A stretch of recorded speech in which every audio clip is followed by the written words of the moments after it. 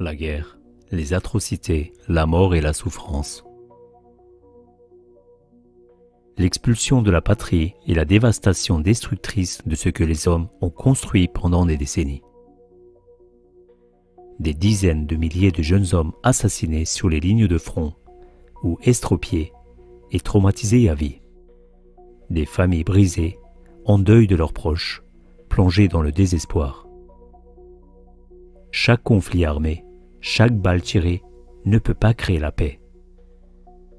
Depuis le début de la guerre en Ukraine, l'axiome inversé forgé par le politicien allemand du SPD Michael Roth, président de la Commission des Affaires étrangères, disant que les armes peuvent créer la paix, constitue depuis plus de 2 ans la base de l'action politique et militaire. Dans le cadre d'une perfide tactique du salami, des casques ont d'abord été livrés, puis des fusils et enfin des armes lourdes, des chars par exemple. L'Allemagne en particulier n'est donc plus qu'à un cheveu de devenir elle-même un belligérant officiel si elle devait livrer des missiles de croisière Taurus. Pendant ce temps, l'administration américaine sous Joe Biden continue de jeter de l'huile sur le feu en autorisant l'Ukraine, comme dans un dernier acte officiel, à utiliser des missiles ATACMS contre la Russie. Des cibles situées loin à l'intérieur de la Russie peuvent ainsi être atteintes par des missiles, ce qui constitue un tournant décisif dans cette guerre. Ce qui est évident, c'est qu'il s'agit de bien plus que de la simple autodéfense de l'Ukraine. Alors que les bombes continuent de frapper l'Ukraine de plein fouet, il existe un autre aspect de cette guerre qui n'est pas moins perfide. Lors de galas luxueux où les célébrités et le gratin de la haute société défilent sur des tapis rouges, on récolte de l'argent, beaucoup d'argent. Les appels à la solidarité, comme ceux de l'initiative We Are All Ukrainians de l'ex-boxeur professionnel Vladimir Klitschko, appellent le monde entier à soutenir financièrement les enfants traumatisés par la guerre et les maisons d'enfants. La première dame ukrainienne avec sa fondation Olena Zelenska est sans doute celle qui fait le plus parler d'elle. Parfaitement interconnectée avec tous les postes clés de la politique américaine, d'Hollywood et de la royauté britannique, Olena Zelenska collecte inlassablement des millions pour restaurer le capital humain de l'Ukraine. Cela signifie notamment l'évacuation d'enfants d'orphelinats ukrainiens vers des séjours temporaires à l'étranger. La première partie de cette émission met en lumière l'arrière-plan de ceux envers qui de nombreuses personnes manifestent une solidarité sans faille depuis le début de la guerre. La deuxième partie examine les flux d'argent provenant de la politique, de l'armée et du monde financier.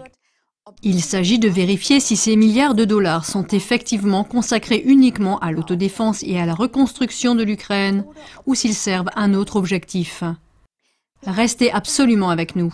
La paix ne peut être obtenue qu'en identifiant les investigateurs insidieux de ces guerres et en révélant leurs véritables objectifs. Partie numéro 1. Tout ce qui brille n'est pas or. Président Volodymyr Zelensky. Chaque fois que les médias publics parlent de l'Ukraine, c'est pour dire que les valeurs occidentales doivent être défendues. La figure centrale de héros est sans aucun doute le président Zelensky. Mais celui-ci bafoue les droits humains fondamentaux et les traditions de son peuple. À part son nationalisme ouvertement assumé et l'Église qui lui est associée, il ne tolère aucune autre confession. Aujourd'hui, Vladimir Zelensky a complètement interdit l'Église orthodoxe russe en Ukraine. Des dizaines de prêtres orthodoxes russes iront en prison. Ce régime est le mal à l'état pur, déclare le professeur Max Otte sur Twitter le 21 août 2024. Zelensky qualifie les croyants, généralement très pieux et simples, de réseau d'agents du Kremlin. Ce n'est un secret pour personne que Zelensky est plus enclin au satanisme qu'au christianisme. CLA TV a déjà rapporté dans le dossier Zelensky ses débauches vulgaires en talons aiguilles et bas en latex, tandis que la danse traditionnelle cosaque est tournée en dérision dans cette vidéo musicale dégoûtante. L'annonce par Zelensky de la lutte contre la corruption dans l'un des pays les plus corrompus d'Europe semble tout aussi ridicule. La fuite des fameux Pandora Papers a permis de démasquer des personnalités corrompues dans le monde entier. L'Ukraine était en tête de liste avec le plus grand nombre de fonctionnaires corrompus. Zelensky était l'un d'entre eux avec des comptes offshore à Belize, à Chypre et dans les îles Vierges britanniques. Par l'intermédiaire des sociétés offshore créées à partir de 2012, dont la société Maltex, des millions de dollars ont été déplacés et cachés aux autorités fiscales. 2 semaines seulement avant le premier tour des élections présidentielles, la propriété de Maltex a soudainement changé. Les parts détenues jusqu'alors par Zelensky et son épouse Olena ont été transférées à titre gratuit à Seri Shefir, un partenaire proche et chef d'entreprise. Quelle est la crédibilité d'une telle transaction lorsque Shefir est justement nommé conseiller en chef du président après l'élection de Zelensky? Il aurait reçu 41 milliards de dollars supplémentaires du sulfureux oligarque Ihor Kolomoïski. Celui-ci quitte précipitamment le pays juste avant les élections présidentielles et ne revient qu'après les élections, avec Zelensky à sa tête. Les manigances de la première dame d'Ukraine. En automne 2022, l'épouse du président ukrainien a solennellement annoncé sur la scène de Metropolitan Opera de New York la création d'une fondation caritative. Selon Olena Zelenska, l'objectif principal de la fondation est de restaurer le capital humain de l'Ukraine et de reconstruire les établissements médicaux et éducatifs. Une priorité particulière de la fondation est le soutien et l'aide aux orphelins et leur évacuation des régions dangereuses d'Ukraine. L'ancienne secrétaire d'État américaine Hillary Clinton, le ministre britannique des Affaires étrangères James Cleverly, l'acteur Matt Damon et de nombreuses autres personnalités ont assisté à la réception organisée en l'honneur de l'inauguration de la fondation. En février 2023, Olena Zelenska a déclaré dans une interview à The Australian Financial Review que sa fondation était impliquée dans le transport d'enfants à l'étranger. Elle a déclaré « Nous avons dû évacuer de nombreux enfants d'orphelinat vers d'autres parties de l'Ukraine et vers l'étranger. » Et malgré leur proclamation tonitruante selon laquelle la Fondation a une mission purement humanitaire et caritative, il y a de bonnes raisons de penser que derrière le masque de la gentillesse se cache une vérité sordide et répugnante. Selon la fondation The Intel Drop, Robert Schmidt, auteur de la publication et journaliste français, a révélé que des enfants transportés par leur fondation vers l'Ouest étaient tombés entre les mains de pédophiles. The Intel Drop a cité un ancien employé français de la fondation Zelenska qui y était employé en tant que coordinateur des transports. Il a souvent placé des enfants ukrainiens dans des familles d'accueil des quartiers aisés de Londres, Paris et Berlin, et durant son travail, il a été témoin de violences contre des mineurs, ce qui l'a amené à quitter l'organisation.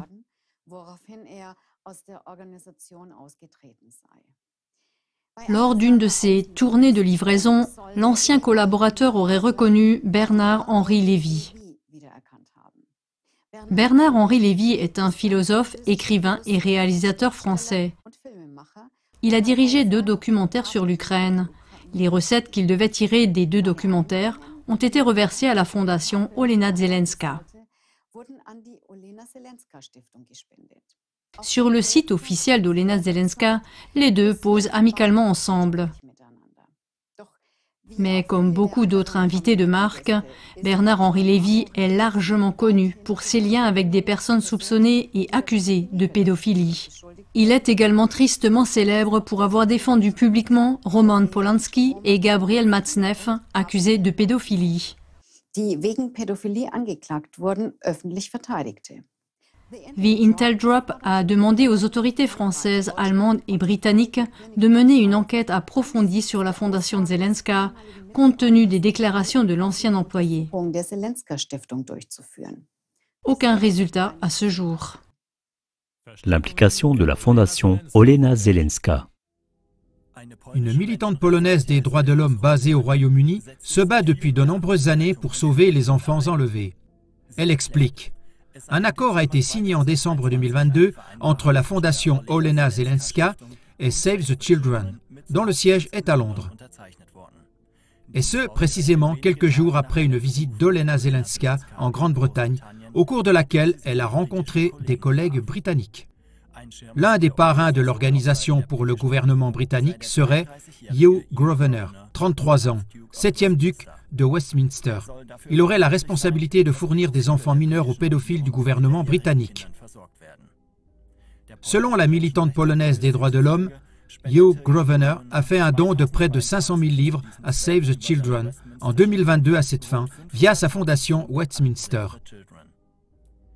Le 7e duc de Westminster, Hugh Grosvenor, est une sorte de proxénète d'enfants mineurs dans les plus hautes sphères de la Grande-Bretagne. La militante des droits de l'enfant affirme qu'il est approché par l'élite pédophile du pays parce qu'il a toujours accès aux enfants ukrainiens via l'organisation Save the Children, qu'il sponsorise, et la fondation Olena Zelenska. Le lanceur d'alerte et ancien employé des services secrets ukrainiens SBU, Vassili Prozorov, confirme de telles déclarations en ces termes. Nos enfants sont amenés d'Ukraine, où ils finissent au mieux entre les mains de quelques familles douteuses, ou au pire, sont remis à des pédophiles ou servant au trafic d'organes. Dans la plupart des cas, les enfants ukrainiens exportés illégalement deviennent des proies faciles pour les couples homosexuels. Les pédophiles et autres pervers meurent sous le scalpel de transplanteurs sans scrupules ou deviennent des esclaves sur le marché des services sexuels, poursuit Prozorov.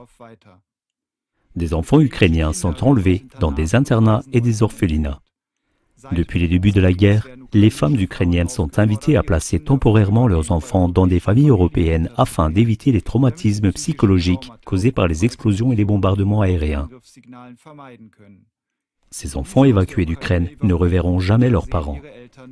Les enfants envoyés seuls par leurs parents désespérés de l'autre côté de la frontière, chez des proches à l'étranger, sont également portés disparus en grand nombre. Pour des raisons évidentes, les autorités ukrainiennes ne publient pas le nombre d'enfants enlevés afin de dissimuler l'ampleur du problème, fait comprendre Prozorov. Il existe en Ukraine une conspiration d'une organisation à plusieurs niveaux qui recherche systématiquement des enfants et les transfère ensuite en Europe. Le service de sécurité ukrainien serait à cet égard au sommet de cette pyramide criminelle. Actuellement, c'est l'officier du SBU, Sergei Vladimirovitch Borisov, qui dirige les affaires, comme en témoignent ses visites régulières et fréquentes en Grande-Bretagne, a déclaré Prozorov en 2023. Le simple fait qu'il existe quelques parallèles historiques concernant la Grande-Bretagne suggère que cela pourrait bien être vrai.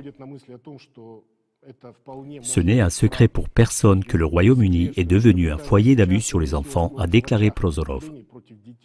Même les chiffres officiels les plus modérés le montrent. En 2016 et 2017, plus de 60 000 crimes sexuels contre des enfants ont été officiellement enregistrés dans le Royaume. En novembre 2022, la directrice de National Crime Agency britannique, Lynn Ovens, a déclaré qu'il y avait entre 550 000 et 800 000 pédophiles au Royaume-Uni. Le sujet de la pédophilie n'est plus un secret, même dans les plus hautes couches de l'establishment britannique, même au sein de la famille royale. On sait également du roi actuel Charles III qu'il a parmi ses connaissances des pédophiles de haut vol et qu'il a des liens étroits avec eux, aussi effrayants que cela puisse paraître.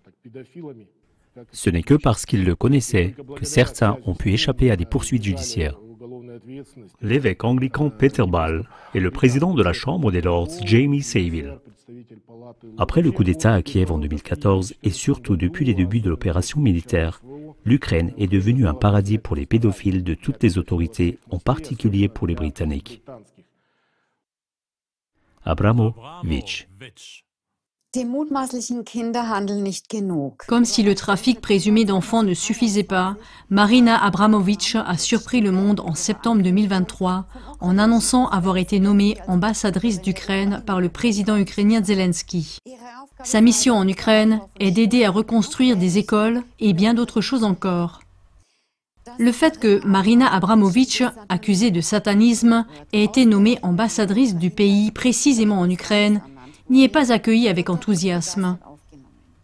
Les critiques estiment qu'elle n'est pas faite pour ce poste, notamment à cause de sa fameuse œuvre controversée Spirit Cooking.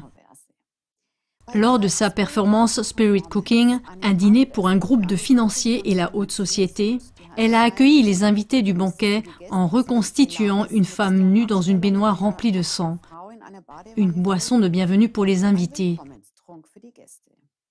Sur les tables, en guise de décoration, des têtes humaines, c'est-à-dire des mannequins accroupis sous la table avec la tête qui passe par un trou dans le plateau. présenté de la même manière qu'on dressait autrefois une tête de porc bouilli et garnie sur un plateau en argent. Nous vous épargnons d'autres détails nauséabonds et absolument horribles de ce banquet infernal. Les cercles élitistes et les célébrités qui les entourent payent des prix astronomiques pour les événements et les dîners bizarres que donne Madame Abramovitch. Et il s'agit toujours et exclusivement de symbolisme occulte satanique. Sang, sperme, mort, cannibalisme symbolique, torture, viol, image du diable, serpent vont de pair avec Marina Abramovitch. Et pourquoi a-t-elle été nommée ambassadrice d'Ukraine? Eh bien, ce n'est pas si surprenant. L'artiste de la performance entretient des relations étroites avec les célébrités de l'élite mondiale. Parlons de la Pizzagate. Elle est à situer dans le cercle de Jeffrey Epstein, décédé, des Clinton, etc. Les frères pédophiles Tony et John Podesta, qui étaient également invités à la fête de Marina Abramovitch, font aussi partie du cercle intérieur de Hillary et Bill Clinton. Tony Podesta s'est rendu à plusieurs reprises avec l'ex-président américain Bill Clinton sur l'île de Little St. James, où des jeunes filles mineures ont été abusées et torturées à tour de bras. Marina Abramovitch entretient également des liens incroyablement étroits avec le gratin de l'élite mondiale, dont par exemple Bill Gates, feu Jacob Rothschild, Jay-Z, Lady Gaga, sans oublier Volodymyr Zelensky. Quel sentiment de déprime vous envahit également, chers téléspectateurs, lorsque Marina Abramovitch, dans son rôle d'ambassadrice d'Ukraine, promet désormais « Je m'occupe des enfants ». Vitali Klitschko, un trafiquant d'êtres humains? Alors que Vladimir Klitschko, comme nous l'avons mentionné au début, récolte des millions pour les enfants traumatisés par la guerre et les maisons d'enfants, son frère, également connu comme ex-boxeur professionnel et maire de Kiev, Vitali Klitschko, est accusé de gérer l'un des plus grands réseaux de trafic d'êtres humains et de prostitution en Ukraine. La journaliste ukrainienne Pachenko a ressorti des accusations en son encontre, connues depuis 9 ans déjà, mais qui n'ont pas été suivies d'effet. Il est reproché à Vitali Klitschko de gérer plus de 100 maisons closes rien qu'à Kiev, d'où des centaines de femmes sont vendues à l'UE et aux États-Unis. Les rapports sur la maison close Rio, qui selon les dossiers d'Interpol joue un rôle central dans le trafic international d'esclaves sexuels, sont particulièrement bouleversants. En outre, Vitali Klitschko est dans le collimateur du Bureau national anticorruption d'Ukraine, qui a ouvert une enquête pour corruption et haute trahison. Klitschko et ses adjoints seraient impliqués dans des transactions immobilières qui ont fortement grévé les ressources financières de Kiev. Klitschko a publiquement démenti ces accusations, parlant d'attaques à motivation politique. Partie 2. Les flux financiers, ce qui est réellement en jeu en Ukraine. Ainsi, pendant qu'une guerre se déroule sous les yeux de tous, faisant impitoyablement des victimes des deux côtés, et qu'en même temps des acteurs d'État jouent parfaitement les rôles qui leur sont attribués, les véritables ficelles sont tirées en coulisses. Dans la deuxième partie, nous suivons maintenant les flux d'argent qui entrent en Ukraine afin de déterminer les véritables enjeux de ce pays. Dans LifeSite News, Frank Wright parle de Clayton Morris, ancien présentateur de Fox News. Ce dernier met en lumière la manière dont l'Ukraine est gangrénée par la corruption.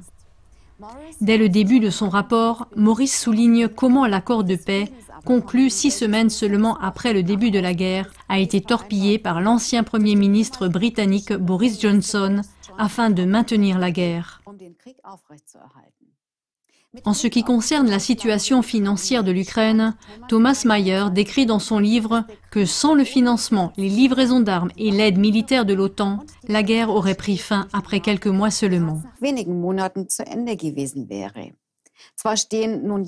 Certes, des années plus tard, on pense aux récentes annonces du président américain élu Donald Trump sur la fin prochaine de la guerre en Ukraine. Mais peut-être est-ce uniquement pour se consacrer à un foyer d'incendie encore plus important au Proche-Orient?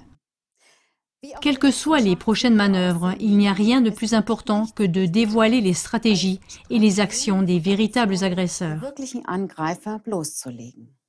Guerre à prix cassé. Pourquoi les pays de l'OTAN dépensent-ils des sommes monstrueuses pour cette guerre? Le récit officiel est qu'ils sont moralement tenus de défendre les valeurs occidentales en Ukraine. Jack Keane, général américain à la retraite, président de l'influent Institute for the Study of War et analyste stratégique en chef de la chaîne de télévision Fox News, a été étonnamment honnête à ce sujet lors d'une interview le 12 octobre 2022. L'investissement des États-Unis en Ukraine en vaut la peine. Les 66 milliards de dollars américains en 2022 ne représentent que 1,1% de notre budget national. Donc, ce que nous obtenons pour 66 milliards de dollars, c'est l'Ukraine qui se bat, qui détruit littéralement l'armée russe sur le champ de bataille. Le sénateur républicain américain Mitt Romney n'a pas eu honte d'utiliser des mots encore plus forts lors d'une visite d'une entreprise d'armement. Et d'ailleurs, prendre une somme équivalente à environ 5% de notre budget militaire pour aider les Ukrainiens, c'est à peu près la meilleure dépense de défense nationale que nous ayons jamais faite. Nous ne perdons pas de vie humaine en Ukraine. Et les Ukrainiens se battent héroïquement contre la Russie, qui a 1500 armes nucléaires pointées sur nous. Nous affaiblissons et détruisons donc l'armée russe pour une somme très faible. Vadim Pristaïko, ambassadeur d'Ukraine à Londres, a également souligné cet odieux calcul dans une interview publiée dans Newsweek le 7 janvier 2023. L'Occident a maintenant une chance unique. Il n'y a pas beaucoup de nations dans le monde qui se permettraient de sacrifier autant de vies humaines, de territoires et de décennies de développement pour vaincre un ennemi juré. L'aide militaire américaine, un investissement dans sa propre industrie d'armement. Le 24 avril 2024, The Kiev Independence écrivait « La Chambre des représentants a finalement adopté le 20 avril le paquet décisif d'aide à l'étranger qui comprend 60,84 milliards de dollars pour l'Ukraine. » À peine l'encre de la signature du président Biden avait-elle séché que les médias américains annonçaient qu'il ne s'agissait pas de l'aveu d'un échec de la politique américaine. En effet, les républicains et les démocrates s'étaient livrés pendant des mois à un show autour de cette question du paquet d'aide. Non, c'est exactement ce qui était prévu dès le départ. L'argent facile devait continuer à couler. Cela signifie la redistribution de l'argent des contribuables, de la classe moyenne et de la classe ouvrière dans les poches du complexe militaro-industriel. Après la signature des aides militaires, une nouvelle étape arrive impérativement. Reuters a en effet aussitôt déploré que les 61 milliards de dollars de bouées de sauvetage pour l'Ukraine ne soient pas suffisants. Les hommes politiques ukrainiens, comme le ministre des Affaires étrangères, Dmytro Kuleba, ont également fait preuve de leur ingratitude habituelle. Les ressources n'étaient pas suffisantes à aucun point de vue. Mais qu'est-ce qui se cache derrière les appels immédiats à mettre plus de moyens à disposition? Joe Biden en a tout de suite donné la raison. Nous aidons l'Ukraine tout en investissant dans notre propre base industrielle. Regardons de plus près les investissements et gardons à l'esprit que la population est en fait maintenue dans l'idée que les fonds servent à soutenir l'Ukraine. 80 à 90% des fonds qui viennent d'être approuvés pour l'Ukraine ne quitteront jamais les frontières américaines, écrit l'auteur polonais Jakub Dymek. Il a examiné le plan d'aide adopté par le Congrès américain en avril 2024. Il ne s'agit pas du tout de 60 milliards, il ne s'agit pas du tout d'une aide, et la plupart du temps, il ne s'agit même pas de l'Ukraine. En fait, moins d'un cinquième de ces fonds parviendra un jour à l'Ukraine. Sur le site nachdenkenseiten.de, Werner Rugemer dévoile la fourberie américaine comme suit. Du paquet d'aide de 60 milliards, les quelques 10 milliards qui iront effectivement à l'Ukraine devront de toute façon être remboursés. Une grande partie de cette aide va aux forces armées américaines. 7,3 à 11,5 milliards sont destinés aux activités et aux frais de personnel des forces armées américaines ainsi qu'à l'entretien des militaires stationnés en Europe, aux primes, aux indemnités des soldats et aux fonctionnaires et à bien d'autres choses encore. Une partie du paquet d'aide est destinée à la réparation, au renforcement et à la surveillance du mur de protection de l'ambassade américaine à Kiev. Une autre partie va aux autorités civiles américaines pour contrer l'influence chinoise dans le cadre du conflit ukrainien. Ces fonds peuvent également être transférés à des acteurs privés, par exemple aux médias. Les systèmes d'armes retirés du service comme les chars Abrams sont livrés à l'Ukraine et sont aussi comptabilisés comme paquets d'aide, de même que les subventions aux entreprises de défense américaines afin de pouvoir développer, entre autres, de nouveaux chars plus performants. La plus grande partie du paquet d'aide va sous forme de commandes et de subventions à des groupes d'armement américains ainsi qu'à des entreprises d'armement étrangères, comme par exemple le groupe allemand Rheinmetall. Afin de sécuriser ces paquets d'aide à long terme, le gouvernement ukrainien a négocié avec l'administration Biden la signature d'un accord de sécurité de 10 ans. Cela devrait fixer le financement américain pour l'Ukraine pour les 2 prochaines administrations américaines et demie. Les géants mondiaux de l'armement veulent-ils ainsi s'assurer à l'avance des financements pour un conflit bien plus important, par exemple au Proche-Orient? L'Ukraine semble être une sorte de catalyseur à cet égard. L'industrie américaine de l'armement et son fan club à Washington DC sont en tout cas bien décidés à laisser le flux d'argent continuer à couler en direction de l'Ukraine. Pour jeter un autre pont vers l'Europe, l'administration américaine ne se lasse pas d'exhorter ses partenaires de l'OTAN à augmenter leurs dépenses militaires. Il est important de le savoir, car le matériel militaire si urgemment nécessaire doit bien entendu être acheté aux États-Unis. Qui verra ses poches se remplir lorsque la corbeille de quête aura fini de passer dans les rangs? Évidemment, BlackRock. BlackRock est le plus grand propriétaire d'entreprises et de banques américaines et européennes dans le monde. BlackRock est le principal actionnaire des industries occidentales de l'armement, de la fracturation des énergies fossiles, du numérique, de la pharmacie et de l'agrobusiness, et depuis fin 2022, il est également le coordinateur officiel de la reconstruction de l'Ukraine. Entre-temps, JP Morgan, également contrôlé par BlackRock, est venu s'ajouter comme bailleur de fonds décisif dans la reconstruction. Comment les banques et les fonds d'investissement américains gagnent de l'argent en Ukraine? À propos de JP Morgan, en 2019, JP Morgan, l'une des plus grandes banques d'investissement du monde, avait déjà prêté 350 millions de dollars à l'Ukraine en achetant des euro-obligations du pays. Ces obligations d'État sont adossées à des actifs publics, ce qui signifie que des actifs réels sont en jeu. Infrastructures, centrales thermiques, centrales nucléaires, entreprises agricoles et industrielles. JP Morgan, en tant que stratège avisé sur l'échiquier mondial, n'a pas injecté cette gigantesque quantité d'argent dans l'Ukraine pour rien. Dans la situation économique désastreuse actuelle, il est de fait impossible de rembourser les euro-obligations ukrainiennes et c'est précisément ce moment que JP Morgan a visé. Le gouvernement ukrainien ne pourra pas rembourser ces euro-obligations et les actifs réels de l'État tombent désormais entre les mains des grands investisseurs. Si comme prévu les remboursements ne sont possibles ni par de l'argent ni par des intérêts, ils peuvent aussi être réclamés de manière non monétaire. Il peut aussi s'agir par exemple des autorisations pour l'extraction de terres rares comme le lithium ou pour des bases militaires étrangères. Un autre grand joueur sur cet échiquier mondial est le groupe américain Vanguard. Vanguard gère des fonds d'investissement privés et rachète également des biens publics ukrainiens sous couvert d'aide économique. Fin avril 2023, la Société nationale ukrainienne de production, de transport et de transformation du pétrole et du gaz Naftogaz a entamé des discussions avec les géants de l'énergie, Chevron, ExxonMobil et Halliburton, en vue de vendre ses actifs. L'objectif est de stimuler la production d'énergie et de remplacer les livraisons d'énergie russes en Europe, a déclaré Oleksiy Sernyshov, président du conseil d'administration de Naftogaz.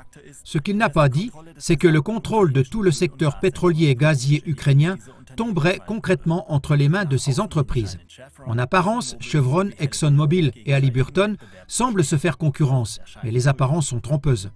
Vanguard détient la majorité des parts des 3 entreprises, dirige et contrôle ainsi de facto toutes les activités. Vanguard a ainsi obtenu le monopole absolu sur le secteur du pétrole et du gaz en Ukraine. Les choses ne s'arrêtent pas là. Entre 2020 et 2022, alors que Zelensky venait de signer une loi ouvrant le marché foncier, Vanguard apparaissait soudain sous un nouveau jour.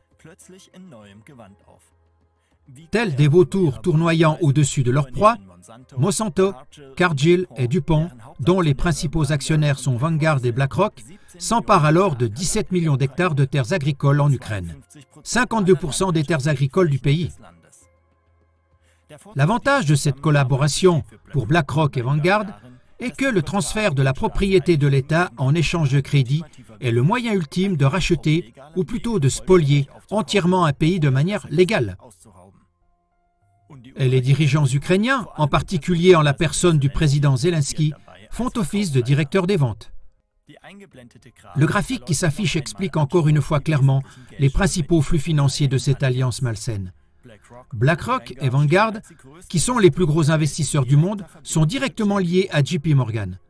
Des groupes affiliés et contrôlés par BlackRock et Vanguard dans les secteurs de l'énergie et de l'agriculture prennent le contrôle d'actifs réels en Ukraine sous la forme de terres agricoles, de production de pétrole et de gaz, de transport d'énergie, etc. Des entreprises de sécurité privées et à nouveau contrôlées par BlackRock et Vanguard attisent le chaos et l'anarchie avec des forces radicales sur le terrain. Un pays en ruine s'enfonce à la corruption et la fraude à l'investissement décrite ici passe largement inaperçue. Le documentaire de CLA-TV « Comment fonctionnent les guerres modernes » donne d'autres aperçus de ces manœuvres ciblées. Il y a une bonne raison pour laquelle BlackRock, Vanguard et JP Morgan continuent d'accorder des crédits incroyablement élevés à une Ukraine déjà désespérément surendettée. Depuis les années 1990, l'Ukraine est l'état clé pour la conquête non seulement de la Russie, mais aussi en perspective de toute l'Eurasie, de Lisbonne à Vladivostok. C'est ce que le conseiller présidentiel américain Brzezinski annonçait publiquement et avec exubérance dès 1997, après la fin du socialisme. Car les ressources et le territoire de l'Eurasie devraient être à la disposition des États-Unis s'ils veulent s'affirmer à long terme comme seule puissance mondiale, même contre des ennemis émergents comme la Chine. Nous savons aujourd'hui qu'il ne s'agit pas seulement d'une puissance mondiale, au sens où on l'entendait à l'époque, mais d'un nouvel ordre mondial dans son ensemble. Ainsi, Larry Fink, PDG de BlackRock, affirme lui-même dans l'Insider Paper du 28 mars 2022 que la guerre en Ukraine va déclencher un nouvel ordre mondial qui fera passer la mondialisation à une autre phase. Concernant les innombrables victimes sur le champ de bataille, Larry Fink fait remarquer, citation, « Je pourrais faire valoir que les grands gagnants sont les pays dont la population diminue. » Selon lui, la baisse des taux de natalité et l'augmentation des taux de surmortalité constituent un avantage décisif pour la vente de l'IA et du remplacement des humains par des robots. Citation de Fink, « Les problèmes sociaux que vous aurez si vous remplacez les hommes par des machines seront beaucoup plus simples dans les pays où la population diminue. » Nous résumons. Les personnalités sur les scènes politiques mondiales et les soi-disant stars des galas étincelants nous trompent. Il faut montrer leur vrai visage à l'opinion publique mondiale, la sale gueule qui se cache derrière. Lorsque nos concitoyens comprendront que derrière de tels héros se cachent en réalité, entre autres, des trafiquants d'enfants qui font aussi un gigantesque business de la souffrance indicible des enfants traumatisés par la guerre, alors un monde s'écroulera pour eux. Mais ce monde illusoire peut et doit s'effondrer. Il n'est qu'une façade pour ce que nous sommes censés entendre, voir et penser. Des groupes mondiaux sensus comme BlackRock et Vanguard ont l'audace, tels des vampires, de saigner financièrement des travailleurs, des entreprises et des États entiers. Avec leur objectif démoniaque, un nouvel ordre mondial. Celui-ci est alimenté par les profits de la mort et du pillage et finance une tyrannie numérique qui doit être présentée comme la panacée pour un monde dépeuplé. Dans le contexte actuel, l'Ukraine doit en payer le prix, et s'il le faut, jusqu'au dernier homme, comme le dit Zelensky de manière incantatoire dans ses discours de motivation. Elle doit être sacrifiée sur l'autel de ceux qui aspirent à diriger le monde comme pourvoyeurs de ressources et projets pilotes d'une dictature numérique. Il ne tient qu'à nous de faire échouer ces plans abominables. Non, Larry, ce nouvel ordre mondial n'arrivera pas. Pas avec nous. Nicht mit uns.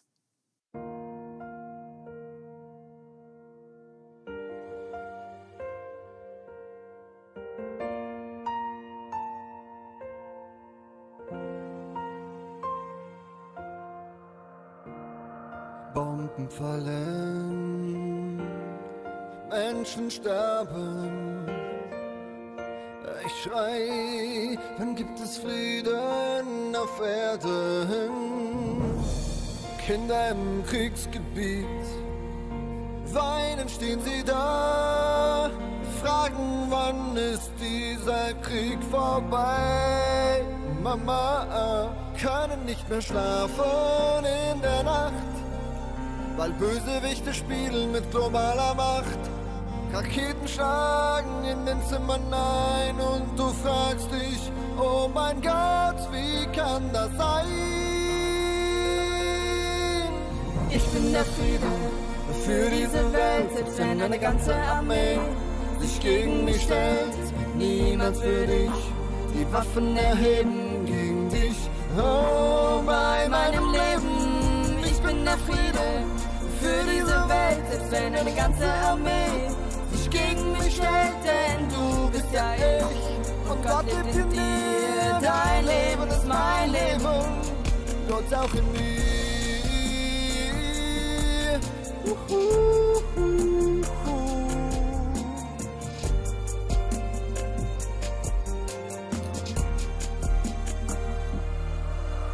Soldaten, legt die Waffen nieder, es reicht, für die Falschen zu sterben. Immer wieder sitzen wir in Schützengräben, ein Gutes zu tun und Recht zu beheben.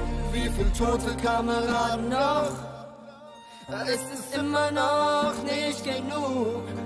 Keine Seele darf mehr sterben für diesen Völkerbetrug. Können nicht mehr schlafen in der Nacht, weil Bösewichte spielen mit globaler Macht. Raketen schlagen in den Zimmern ein und du fragst dich, oh mein Gott, wie kann das sein? Ich bin der Friede für diese Welt, selbst wenn eine ganze Armee sich gegen mich stellt. Niemals würde ich die Waffen erheben gegen dich. Oh, bei meinem Leben, ich bin der Friede für diese Welt, selbst wenn eine ganze Armee sich gegen mich stellt, denn du bist ja ich und Gott lebt in dir. Dein Leben ist mein Leben, Gott auch in mir. Weißt du, ich greif nicht zu den Waffen, denn im Alltag gilt es Frieden zu schaffen. Die größte Liebe ist, deine Freunde zu lieben, zu Hause trainieren, über Spaltung zu siegen, bis wir wieder schlafen können in der Nacht, und Bösewichte verspielt haben ihre Macht und Kinder wieder lachen, auf die Straße gehen. Mein Gott, dieses Leben werde ich noch sehen.